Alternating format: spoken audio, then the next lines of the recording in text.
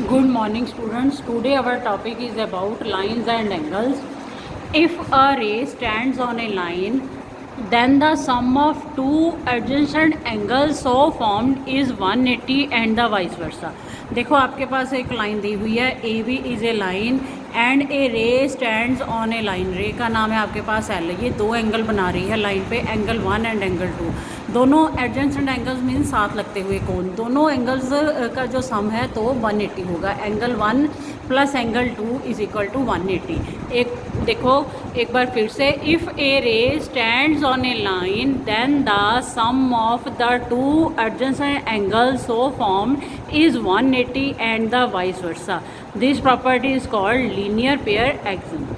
आपको एक लाइन दी हुई है A B parallel. A B एक लाइन है. A ray stands on a line A B. L is a ray which stands on the line A B. Then angle 1 plus angle 2 is equal to 180 because A B is a straight line and straight line make an angle 180 degree. Second point हमारे पास क्या है, if two lines intersect each other then the vertical opposite angles are equal.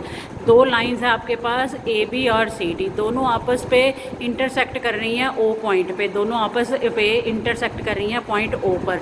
तो जो angles बन रहे हैं opposite angle, angle 1 is equal to angle 2 vertical opposite angle और and angle 3 is equal to angle 4. This is also an vertical opposite angle. Third point है आपके पास, the line which are parallel to a given line are parallel to each other. तीन लाइनें ली हैं हमने, A B C D और E F. आपको given है कि A B parallel C D के है. सेकंड गिवन है कि जो सी डी है वो ई एफ के पैरेलल है. तो ऑटोमेटिकली क्या प्रूव हो जाएगा, अगर ए बी सी डी के पैरेलल है और सी डी ई एफ के पैरेलल है तो ऑटोमेटिकली ए बी भी जो है वो पैरेलल ई एफ हो जाए. तो एक बार फिर से देखो आपके पास पॉइंट क्या है, इफ़ अ रे stands on a line. Lines और एंगल से रिलेटेड ये कुछ पॉइंट्स हैं जो बेसिक हैं और हमें इसको पूरा ध्यान से पढ़ना है. If a ray stands on a line then the sum of two adjacent angles so formed is 180 degree and vice versa. इस प्रॉपर्टी को हम क्या कहते हैं, linear pair axiom. Second point है, if two lines intersect each other then the vertical opposite angles are equal. Third point है हमारे पास, the line which are parallel to a given line are parallel to each other. इसके बाद है हमारे पास आपके पास दो लाइन है पैरेलल लाइंस एम और N. M is parallel N and L is a transversal line which cut the two parallel lines at distinct points. A line which intersects two or more lines at distinct points is called a transversal line. जो आपको figure दिख रही है, diagram दिख रही है, उसमें आपके पास क्या है, L is a intersect line and L is a intersect line M and N at point P and Q.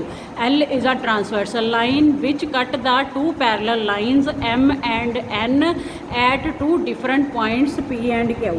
जब ये ट्रांसवर्सल लाइन दो पैरेलल लाइंस को काट रही है अलग अलग पॉइंट पे पी और क्यू पे, तो इसके साथ हमारे पास जो एंगल्स बन रहे हैं उसको हम अलग अलग नाम देंगे. जैसे आप बात कर रहे हो angle 1 equal to angle 3, angle 1 equal to angle 3 vertical opposite angle, angle 2 is equal to angle 4 vertical opposite angle. Similarly आपके पास है angle 5 is equal to 7 vertical opposite angle, angle 6 is equal to angle 8 vertical opposite angle.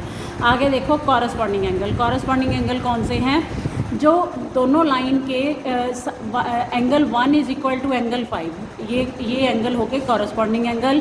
क्योंकि आपके पास दो parallel lines है M और N, जिसको एक line L transversal line cut कर रही है अलग अलग पॉइंट पे. तो कॉरस्पॉन्डिंग एंगल्स के पेयर कौन से हो गए, angle 1 is equal to angle 5, similarly angle 2 is equal to angle 6, और अगर आप बात करो angle 4 is equal to angle 8 and the last is angle 3 is equal to angle 7. ये हो गया आपके पास corresponding angle.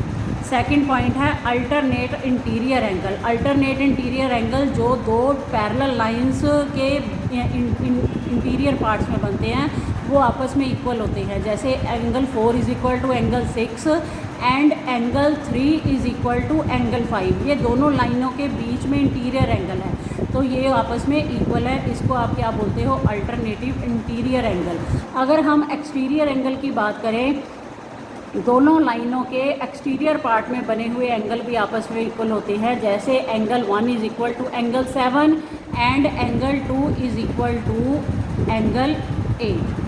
Interior angles on the same side of transversal, ये एंगल हो गए एंगल 4 एंड एंगल 5 और एंगल 3 एंड एंगल 6।